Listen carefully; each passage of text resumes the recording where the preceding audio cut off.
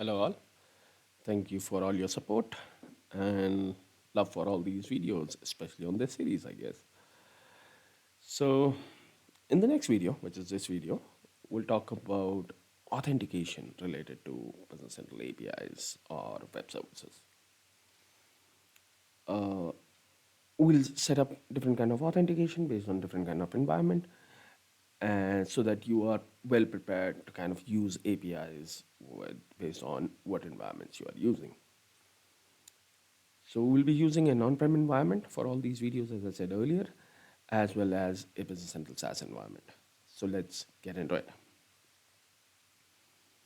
So the first thing is, what are different kind of API authentication which are available based on your Business Central version. So if you are using Business Central Online or Business Central SaaS, then basic authentication has been deprecated. A basic authentication typically means a username and a password. So you cannot use a basic authentication in Business Central Online or SaaS versions. The only option if you're using Business Central SaaS is OAuth. And I hope that I spelled it correctly. I'm hoping so, but let me just check that. Okay, yes. So OAuth is the only option if you are using Business Central Online. If you are on an on-prem server, or if your Business Central environment is hosted on private cloud, then you can use basic authentication still, or you can also use OAuth authentication. So in summary, we have two kind of authentication that we need for API. One is basic and one is OAuth. So let's set it up. On-prem is more simple. So let's first talk about that. So let me open my Business Central. I hope this not this one. I think this one. Yes, this is my Business Central local host 8080 pointing to BC220. Before you start using basic authentication, you need to make sure that you have a user set for with username and password. There are ways to do it with the Windows authentication, but the preferred way is to use a nav user password authentication. If you don't know how to set up username password authentication, I'll put a link somewhere here while the video is being processed on YouTube so that you can go back and see how we do that. We just recently covered it, which is a username and then a password to access that account. And then the permissions are done in the same way as you do it for a Windows user. But this password does not act as a password when you are accessing APIs via different tools that we'll cover going forward. For that, you need to use the web service access key. Now, this access key kind of acts as your password in the while you're trying to access API from outside Business Central. So to generate that, it's pretty simple. You click on this, and if there is a key already defined, it'll ask you that will be deprecated, and you need to update all your existing clients using the new web service access key. But like in my case, it is empty. You can say it yes, and then you can define a date when this key expires. And that's just based on how you want to configure it in your environment. This is for demo, what I'm setting it up. So I'll say that key never expires. And then as soon as you hit OK, you get a random key here, which then can be accessed while using your basic authentication. So my username will be API user when I'm trying to access APIs from outside, and my password will be web service access key. So hopefully that is clear. For basic authentication, the steps are very simple, that you need to set up a nav username password authentication on your on-premise or hybrid environment, and then generate the web service access key, which acts as your password. So if you are on-prem, that's all you need on this video. If you are on Business Central Cloud, we need to set up a OAuth authentication, and we'll cover that more or less in detail in this particular video. So here is your Business Central environment, and you surely have some of the users that are part of this environment. Like in my case, I have three users, me, my wife, and an administrator. But think about an application that you'll be using to access those APIs. Like Postman is an application. Or maybe you are writing a code in C Sharp, which is not a human, which is an application. Now you need to allow that application to have access to Business Central, which is done in two parts. The first part is you need to register that application in your tenant. Now, what a tenant is, I guess there is a full fledged 20 30 minutes video that I have done how you can differentiate a tenant and a database and all. You can surely go ahead and watch it. I'll put a link somewhere here again in this part of the video. Now, in your Azure, you need to set up in your Azure tenant, you need to set up an app. So, how you do that? You go to portal.azure.com, which is home for your tenant. And in this, you need to set up an app registration. The app which will be accessing your tenant. Right now, we are not talking about Business Central, we are talking about the tenant. So you click on that, and if you have already some apps registered, you will see them. If you don't have it, you will not see anything here, but that's okay. What we'll do is we'll use click new registration, and let's say I'll create a application with the name uh, OAuth demo. Now this is the name of the app for my user readability. It doesn't impact how your user is authentication or application is authenticating with it. It is not a username. It is just the app unique name that you want to give. Then this area, who can use this application or access this API is based on how you want to limit them. Is it only people who have access to your only domain, or you like to allow it outside and so on and so forth? For the demo of this video, for this video, we'll just keep it the single tenant, and let's move ahead on this. Okay. So moving ahead, the next one that we see is a redirect URI, which is optional, but the utilization of this URI is that the authentication responds to this URI after this successful authentication. So once somebody tries to use this app and it successfully registers, it kind of returns it to this particular URL. The suggested written URL is a web, and then the https businesscentral.com, and then after that it's oauth landing.htm. So whenever a user tries to sign in or an application tries to sign in, after everything happens, it kind of get it to this particular page. Okay, let's move ahead and register this. So once this is done, so my app has been set up. But at this point, the app is set up on my Azure AD. It is not kind of set up in my Business Central that this app is allowed to access Business Central at this moment.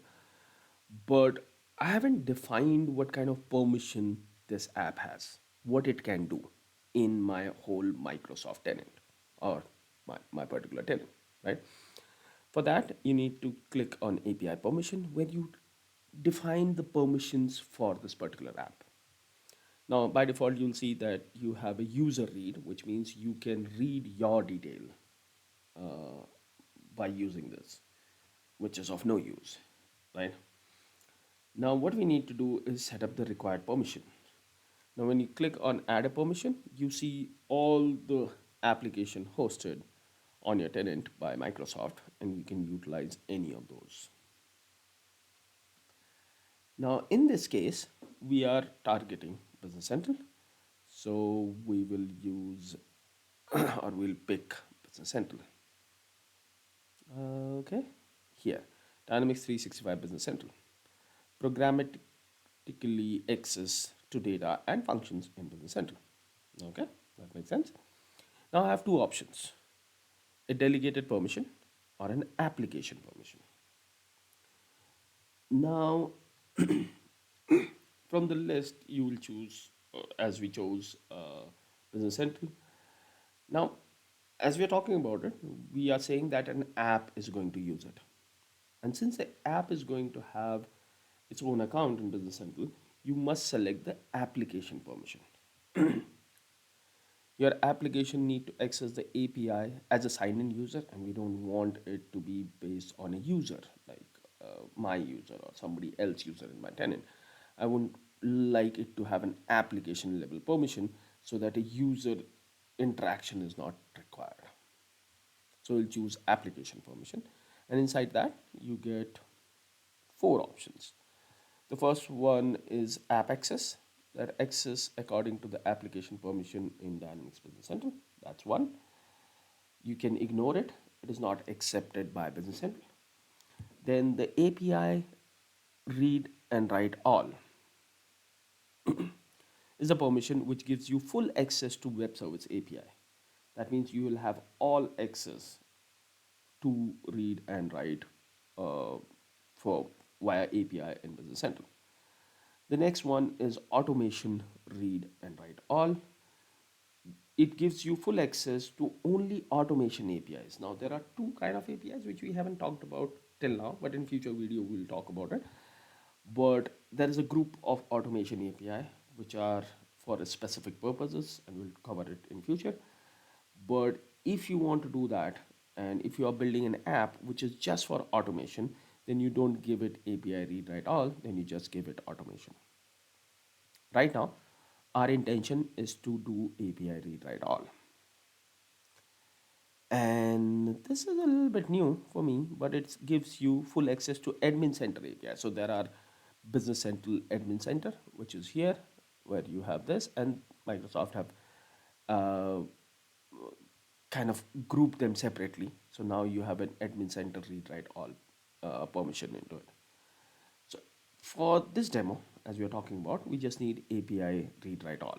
So this application in my tenant have all the read write permission with API as I add this permission. So I've done it. Now think of a real world scenario where you are a consultant or a developer who is setting it up for their customer. And you might not be the administrator to approve the changes that you have made. So I just made a change where I've given all read write permission to API, but if you see the status, it says it is not yet granted. And you can only grant it if you have access to this button called grant admin consent for the uh, tenant that you have. But I'm not the administrator, and I would not like to take the responsibility of granting the permission. I would like my customer to do it, so I'll not do it at this moment. And we'll see how a administrator from my client will be able to do it. But don't worry that we have given API read write all, because there is something else going forward. But if we have created an app which is here, and we'll come to this, all the details that are there, I need a password for this. Anytime there is a username, which in this case is this, the ID is the username, I need to have a password. And how you do that? You go into certificates and secrets. Once you head into certificates and secret, you can create a new client secret, which is your password. As you click on this, a new window open and says what you want to call your secret. Let's say I would like to call it postman secret. Okay, it's just a name. And then I would like this password or the secret to be active just for 90 days or whatever your periods are. You can define whatever makes sense to you. And then click add. As soon as you click add, a new record will be added here, and you'll be able to see a value and a secret ID.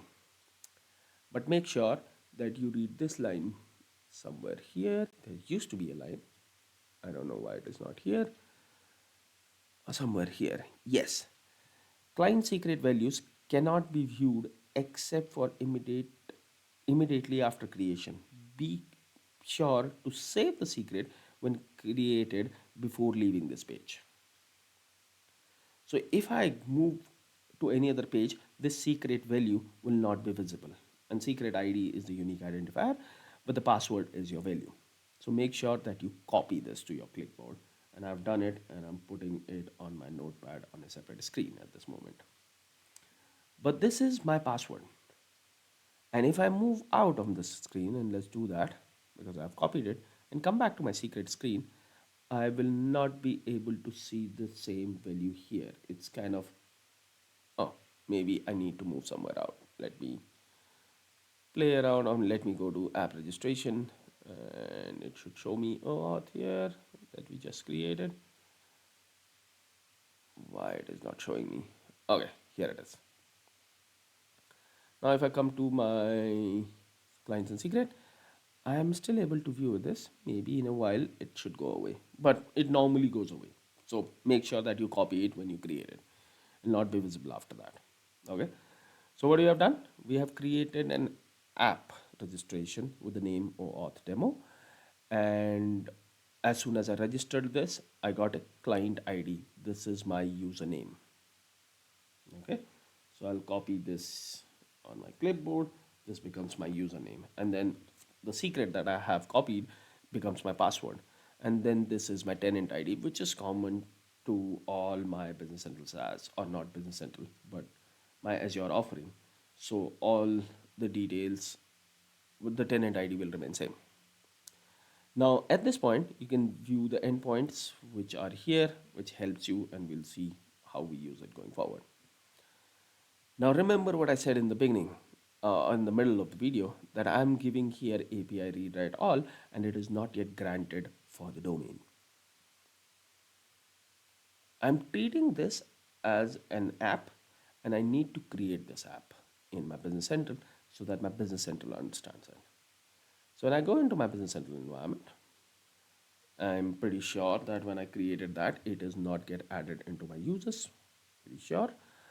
So how I register an application in my Business Central is you search for a page called AAD applications as your Active Directory applications. And here you need to define the application that you created based on the client ID, which is here my application or client ID. So I'll copy this and I'll say, hey, Business Central, this is an application that I, as an administrator, now this is what your administrator is doing from your client side, saying I, as an administrator, saying that this client is authorized for doing certain things in my Business Central environment, and I'll call it again the name as OAuth demo. Now at this moment, it is disabled. I'll make sure that I enable it and I'll get a message that a username OAuth demo will be created. Kind of a pseudo user will be created. So when you click yes, you get a username and the GUID for that, a unique user ID. GUID for that, right? Now at this point, my Business Central understand that yes, this is a user and I treat it as a valid application user in my system, but I, as an administrator now, can define that, okay, even if it has all read and write permission, I would like to limit what permissions I want to give it to. Maybe I just want to give it Dynamics or D365 basic, something like that.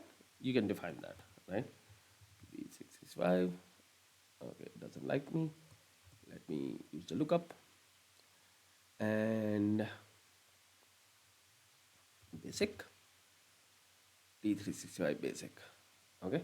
And I'm saying that this is for the whole, all the companies, and then I can give the super data, which means at this point I'm saying all the data you can, all you have access. Just remember, the application user cannot be given a super permission. I hope that's still true, but yes, it is still true. And here's the error message: you cannot assign super permission set to an application. So you need to make sure that you assign as an administrator the right permissions, the limited permission. Even if at the app level here, we have said all API read and write permission, you can say that, oh, This app will only utilize the data that is stored in, let's say, inventory area. So I have access to item ledger entry and all.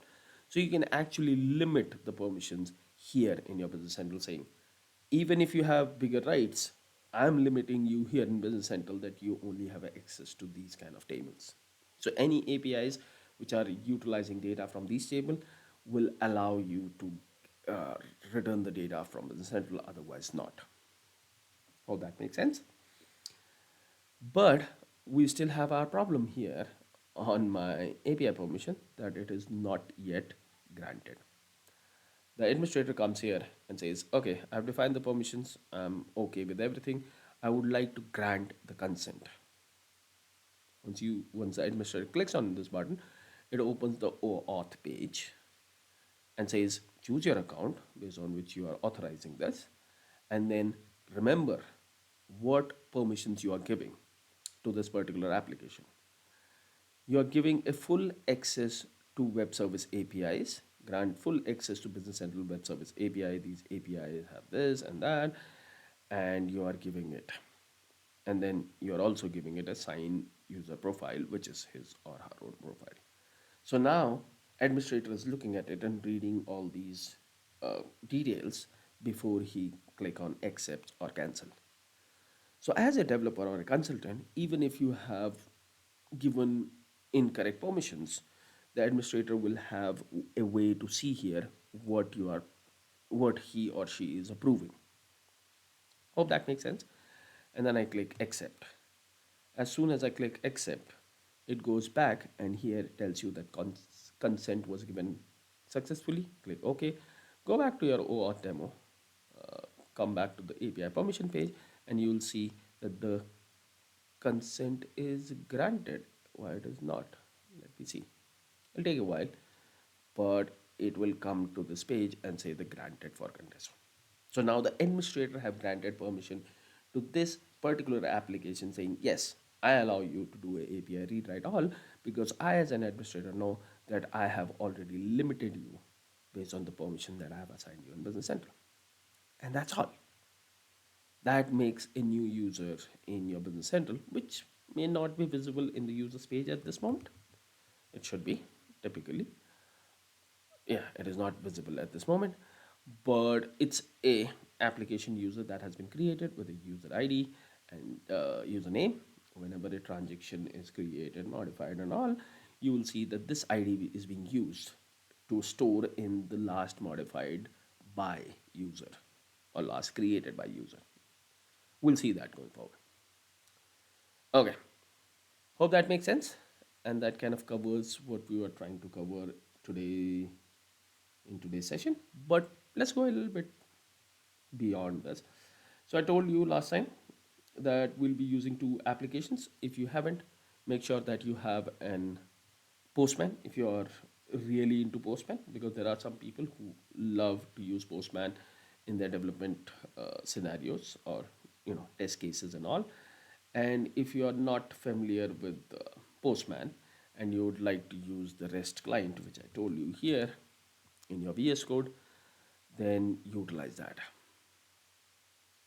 Okay, so either utilize the REST client or Postman or keep both with you. What we are going to do is we are going to use both of these to demo scenarios on accessing APIs on-prem and accessing APIs on the cloud version. So before the next video, I hope you all are ready with setting up the Postman and or REST client in your environment, and we'll start heading finally into some of the actual API calls in from the Business Central. Hope that makes sense. Let me know how you are finding the series. If you are still here, please do like the content. If it seems that other people need to know it, please do share this video. And if you haven't, please re- requesting you to subscribe to this channel. It's a great help. I don't like to say it all the time, but I guess it's important so that you remember it. If you have any kind of suggestions around anything that I'm not doing in this series, just let me know. it's a good time to kind of adding comments, because the plan is that at the end of this series, I'll make a Q&A where all your questions will be covered. But if something interesting pops up which can be covered in the future video, I'll make sure that I add it into the coming videos. So hope today's video gave you a clear picture about what kind of authentications are available, which is OAuth and Basic for on-prem, and OAuth is the only option for Business Central SaaS. For basic authentication, you should be using nav username password, where you have a username and a password, and then your web service key kind of acts as your password during your API calls. For OAuth, you need to go to your portal.azure.com, set up a app registration with an app, and once you have done that, you need to select different API permissions that you would like that app to have, and then you need to generate a secret. Once you have the secret app permission set and everything done, then you will go back into your Business Central, search for an AAD page, which is Azure Active Directory Users, and add your application into Business Central, and then define the permissions for it. And then the companies or your customer administrator will go ahead and grant the consent for that application. Hope all of that makes sense. If not, let me know, and I'll try to come up sooner than later with the next video in this particular series. Thank you. Have a great day.